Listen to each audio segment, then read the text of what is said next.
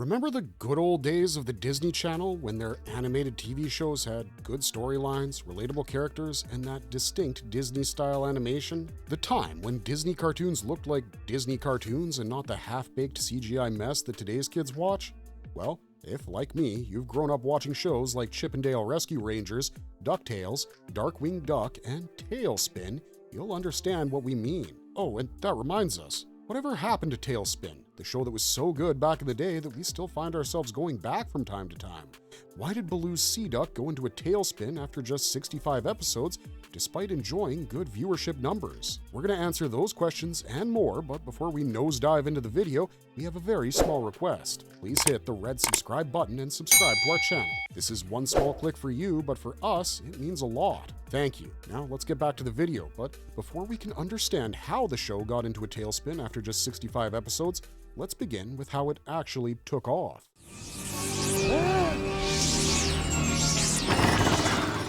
TaleSpin first aired in 1990 as a preview run as part of the Disney Channel's afternoon programming block, the Disney Afternoon. The Disney animated TV show revolved around a humanoid bear named Baloo, who worked as a freight pilot in Cape Suzette, and his daily adventures on his yellow and red seaplane called the Sea Duck. However, as you probably noticed, the main character of the show looks like he was inspired by Baloo, the bear from the Jungle Book, as were the characters of Louie, the orangutan who owned the popular island nightclub Louie's, and Shere Khan, the tiger, an extremely wealthy businessman who owns Khan Industries. But who and how did they come up with this brilliant idea? Well, that credit goes to the show's writers, Jim Magon and Mark Zaslov, who were initially commissioned by Disney to create a 30-minute animated program with no specific requirements as to what the show should be about or what the characters should be like. As always, the deadline for the show's pitch approached, and the writers hadn't really come up with anything, and that's when Magon hit upon the idea of using Baloo the bear and the deuteragonist of Disney's 1967 feature film The Jungle Book, which had been re-released in theaters that summer, while TaleSpin debuted in the fall of 1990. TaleSpin, whose title is wordplay around the term tailspin, referring to an out-of-control spiraling descent made by an aircraft, also drew inspiration from the adventure drama series Tales of the Gold Monkey, which was about an ex-fighter pilot who operated an air cargo delivery service on a fictional island called the Bora Gora and flies a red and white seaplane called Cutter's Goose. A similar concept has also been occasionally featured on Disney's other successful animated TV shows from the 90s, namely DuckTales and Darkwing Duck, where Launchpad McQuack is shown as a pilot. Meanwhile, the character of Wildcat, Baloo's mechanic friend, may also be inspired by Corky, the good-hearted alcoholic mechanic with a hazy memory from Tales of the Gold Monkey. The writers also decided to maintain the naive son and bad father dynamic between Baloo, the bear, and Mowgli, the human jungle boy from the Jungle Book, and based the character of the humanoid bear cub and Baloo's sidekick, Kit Cloudkicker, on Mowgli. Just to add a bit of dramatic tension. Magon and Zaslov also created the character of Rebecca Cunningham, Baloo's intelligent and headstrong yet inexperienced and angry manager, by modeling her after the character of Rebecca Howe from Cheers, which was one of the most popular sitcoms on television in the 80s and early 90s. The writers hadn't decided to cast Shere Khan, the humanoid three-piece suit-wearing tiger businessman inspired by the antagonist from the Jungle Book, until later in the show's development. The duo modeled one of the show's primary locations, Louie's Place, the island nightclub owned by Baloo's friend Louie the orangutan, after a neutral zone inspired by Rick Blaine's bar in Casablanca, where they replaced Rick with Louie. Magon and Zaslov even took inspiration from Hayao Miyazaki's 1989 manga, Hikote Jidai, which was about an incredibly stubborn man who flies a seaplane and fights air pirates. This eclectic mix created something entirely unique in animation and gave us one of the most memorable animated TV shows created by Disney.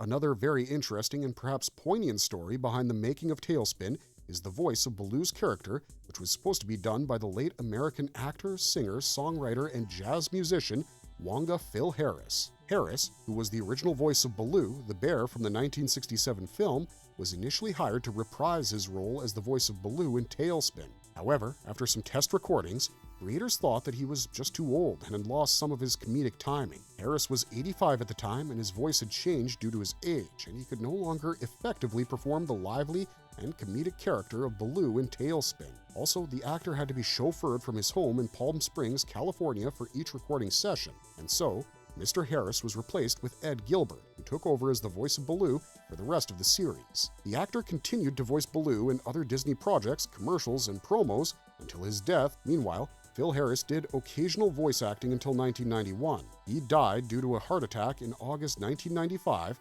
about 5 years after TaleSpin debuted on the Disney Channel. It's not known as to how much Harris had recorded for TaleSpin, but according to some sources, he had voiced Baloo in 5 episodes, while some others suggest it was less than 1 episode. The original Phil Harris recordings were considered lost media until recently.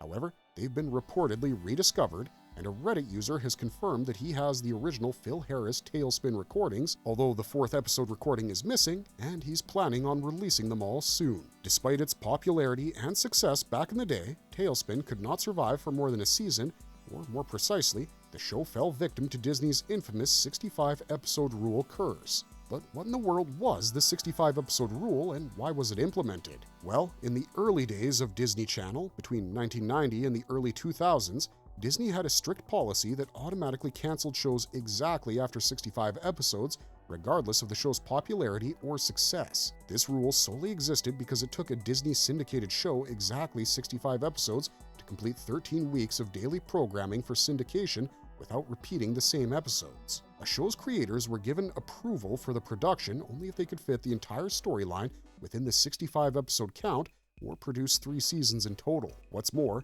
if you didn't follow Disney's 65-episode rule, your program would automatically be canceled. The cruel policy was designed to cater to Disney's focus on cost-effective production and syndication. At the same time, Disney thought 65 episodes was all it took for reruns and to keep the content fresh for the viewers without needing new episodes. This unique strategy allowed Disney to maximize its investment in each show by allowing it to fill in programming slots with existing content without the need to produce additional episodes. The policy, although profitable for Disney, drew the flack of fans and creators when successful shows like TaleSpin were cut short at their creative peak.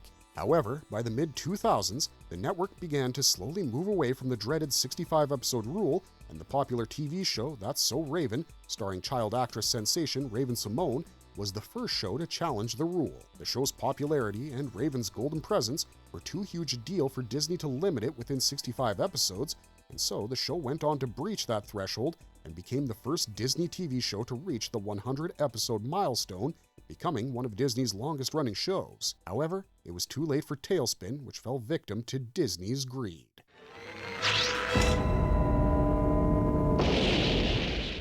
Besides falling victim to Disney's unusual 65-episode rule, TaleSpin also faced a ban on some of its 65 episodes. Apparently, 2 classics, namely Last Horizons and Flying Dupes, became notorious and were pulled from syndication for their offensive themes. In the banned episode Last Horizons, which happened to be episode number 32 of the only season of TaleSpin, we see Baloo travel to a fictional place called Pandala, where he stumbles upon a series of ancient pandas. As Baloo enjoys his warm welcome, out of the blue, the pandas launch an attack on Cape Suzette. The pandas use huge hot air balloons, which are located inside their pagodas, and fly over Cape Suzette to launch a series of ballistic rockets at Baloo and his friends. Fortunately for Baloo, he discovers that the rockets track their victims through a heat source, so he cools down the sea duct to trick the pandas. Sounds pretty harmless, right?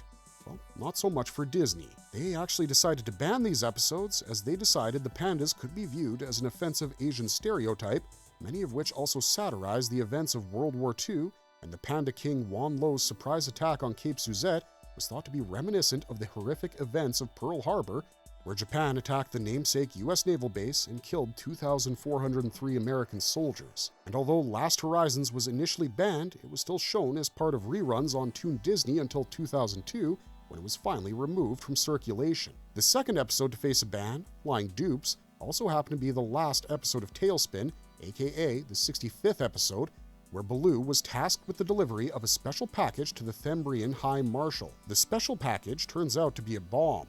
Colonel Spigot, the unusually short boar and head of the Thembrian Air Force, is expected to fly a plane but doesn't know how to do that, so Baloo offers to teach him on the condition that he completes the delivery on his behalf. The episode is filled with action sequences and tense subplots befitting a series finale. However, it was only telecast once before it was banned. As you may have guessed, the episode was pulled off air due to its recurrent references to terrorism, with the word bomb being said a countless number of times throughout the episode. Although it's unclear whether Disney banned the episode due to the recent IRA attacks on Downing Street or simply because the themes were too severe in general, nevertheless, the ban on these episodes suggests that Disney wants to maintain a squeaky clean image and keep its young audiences from seeing their favorite cartoon characters getting involved in mail threat bombings and rocket attacks on islands, or maybe Disney thought the content was just too severe for kids. That's why these episodes were pulled from Disney Plus as well as most streaming services. That being said, if you're up for it, both of these banned episodes can be accessed via YouTube or other platforms. As a consequence of the show's early cancellation, thanks to Disney's weird 65-episode rule and 2 of its episodes getting banned for insensitive content, and thanks to Disney's internal insecurities, the creators could not tell the whole tale about TaleSpin. In other words, the show became unfinished business, with several of its planned storylines that would have revealed character backgrounds getting shelved due to the show's cancellation. In fact, the show's creator, Jim Magan, mentioned that some lost scripts, including one titled A King, a Coup, and Baloo, would have taken the characters away from the air cargo business, Hire for Hire, for good. Meanwhile, Disney published a monthly TaleSpin comic book based off of the show towards the end of the show's original television run in August of 1991. The comic was published by Disney's subsidiary, WD Publications Inc., and ran for just 11 issues, including a 4-issue limited series called Takeoff, which was inspired by the show's first episode, Plunder and Lightning, and published between January and April 1991. This was followed by a series of 7 regular issues between June and December of 1991, with issue 5 being an adaptation of episode 35 titled The Old Man and the Sea Duck. Unfortunately, soon after the 11th issue came out, the comic was cancelled at the end of 1991, thus terminating several of the planned backstories that would reveal important pieces of information about the main characters. However, issue number 7, The Long Flight Home, explores the character of Kit Cloudkicker, his past, and how he joined with the pirates. Per a letter page in issue number 3, a planned story for the last issue would have explored the origin of the Iron Vulture, the gigantic airship that belongs to Don Carnage. Additionally, issues 4 through 7 would feature answered letters by the show's characters. Also, a collector's edition called Disney's Cartoon Tales featuring TaleSpin was released in 1991, and though issue number 8 never got printed, issue number 7 included a preview of spies in Cape Suzette, a bunch of mysterious folks sneaking around Shere Khan Industries when Special Agent Booker comes to the rescue with his annoying assistant Baloo and the spy who bugged me.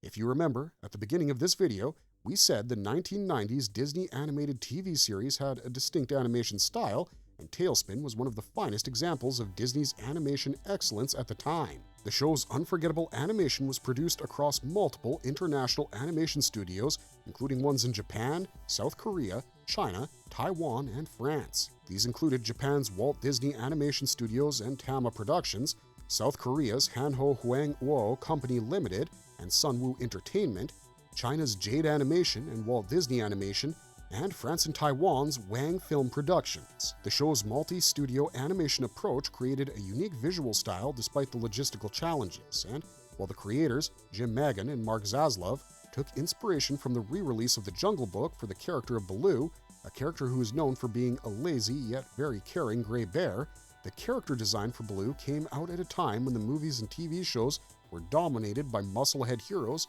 who were nothing like him. In fact, Baloo's character is the perfect example of a man-child, an adult who displays childlike behavior and shows a lack of responsibility and avoids the expectations of adulthood. And perhaps that's what made Baloo's character so likable in the first place. And then there are characters like the tough, charming, and handsome antagonist, Don Carnage, a red wolf who wears a distinct outfit, a blue captain's jacket with red and gold trim, light blue pants and black boots, and is often seen wielding a cutlass. Then there's the calm and frigid-looking corporate boss, Shere Khan, the tiger who wears a 3-piece suit and has a fearsome aura around him, the fearless and stubborn bear cub, Kit Cloudkicker, and the serious yet inexperienced business lady, Rebecca Cunningham, a female brown bear who's often annoyed with Baloo's easygoing nature and laziness and acts as a mother figure to her daughter Molly, as well as Kit. These are just some of the character designs, with the animators doing a fabulous job even on the 1- and 2-shot characters such as Ace London, Dan Dawson,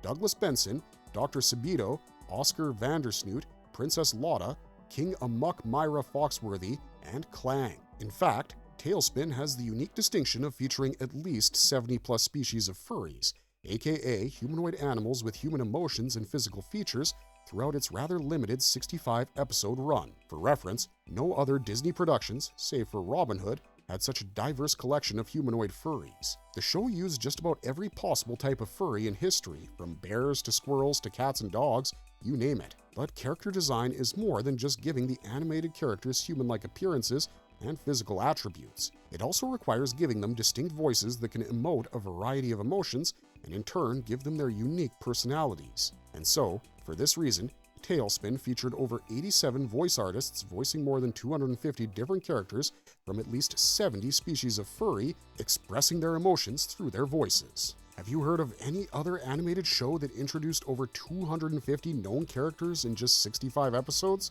And did you know that Jim Cummings, Winnie the Pooh himself, did the voice of over 40 characters on the show? Given the popularity of the show and the fact that it didn't actually end in the way it should have ended, it's inevitable that fans were disappointed and are still waiting for a reboot, even almost 35 years later. Rumors of a TaleSpin reboot first started doing the rounds around 2023 and 2024, suggesting that a reboot was in the works at Disney+, with Seth Rogen and Evan Goldberg listed as executive producers. The TaleSpin reboot rumors started flying when Disney announced reboot plans for its popular shows from the 90s, including Darkwing Duck and Gargoyles, as part of Disney's attempts at reintroducing the Disney afternoon block to a new generation of kids and fans. It's not the first time that Disney has done that since the studio made reboot attempts with shows like DuckTales, the reboot of which aired from 2017 to 2021 on Disney XD, and Chip and Dale Rescue Rangers, which was made into a live-action animated film and released on Disney Plus in 2022.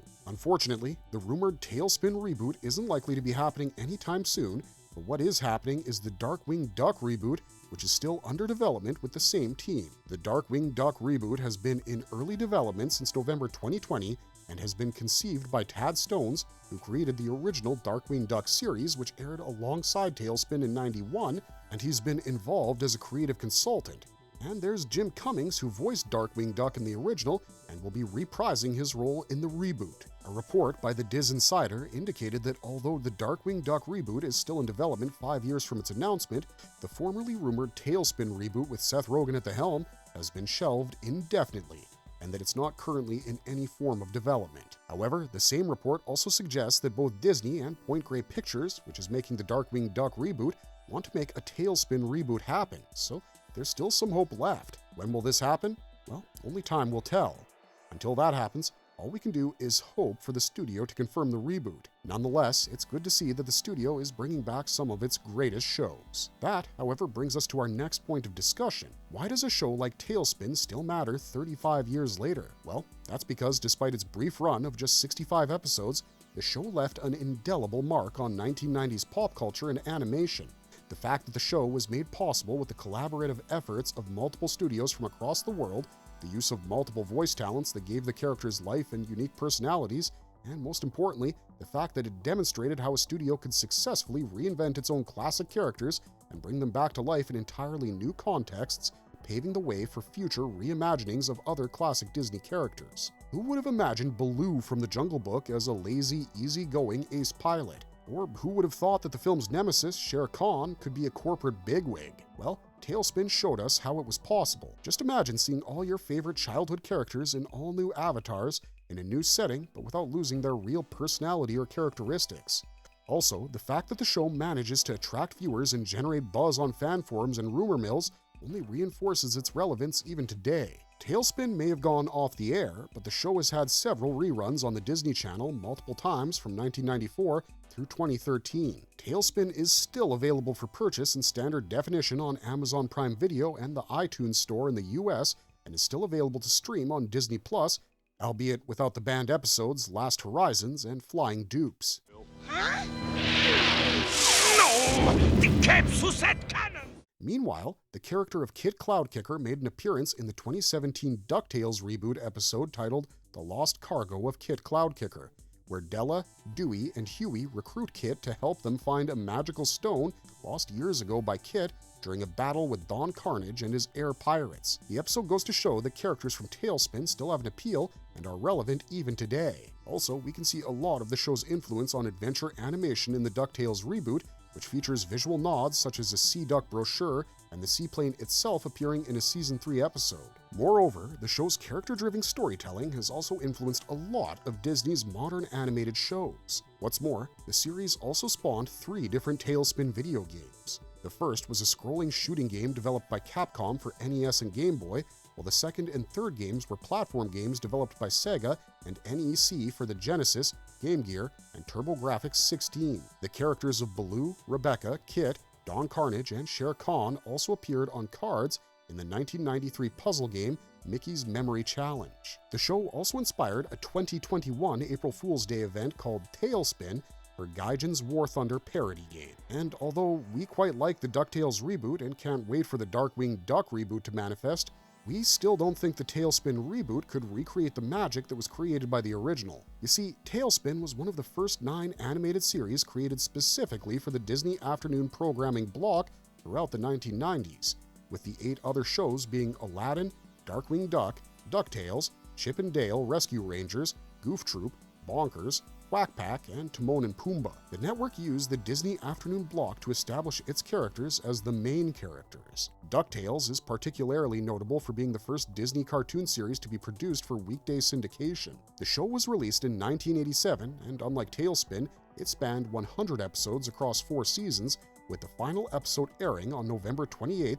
1990. The success of the show made way for the other 8 Disney afternoon shows, including TaleSpin, which, along with Chip and Dale Rescue Rangers and later Darkwing Duck, helped establish the template for Disney's afternoon dominance and formed an animation renaissance that defined after-school television for an entire generation of kids back in the day. TaleSpin was so successful and popular, despite its limited run, that the show went on to be listed as the 81st best cartoon in IGN's list of the top 100 animated TV shows of all time. The show's success and popularity helped prove that Disney could create original TV content that rivaled their theatrical releases. Marvelous verdict! All things considered, TaleSpin was a fantastic show, and although it fell victim to a very strange rule and was cut short, it paved the way for a lot of new techniques in animation and character-centric storytelling. It showed us how our most memorable characters can be brought back to life outside of their usual environments and still be made likable. And as for the question of whether or not Disney would ever develop a reboot,